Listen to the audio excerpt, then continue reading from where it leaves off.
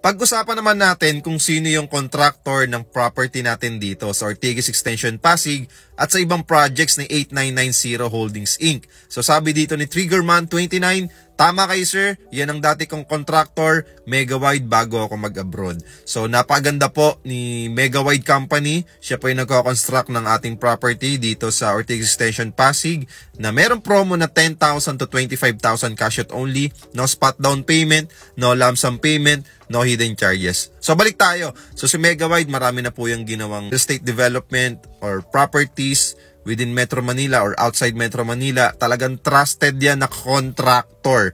Even companies dito sa Pilipinas, talagang pinagkakatiwalaan yan. Hindi lang naman kasi condominium yung ginagawa niyan. Even hotel, casino, major roads, sila rin ang gumagawa niyan. Okay? Kinukuha din sila na mag-construct ng property ng ibang real estate developers. So talagang trusted to, 100% quality. Kahit sabihin mong mukhang affordable kasi 10,000 to 25,000 lang ilalabas mo. Pero hindi naman isinasaalang-alang yung quality ng ating property. Sulit na sulit sa presyo na 2.9 to 3.2 million, meron ka ng 2-bedroom unit. Sa iba kasi studio unit pa lang yun.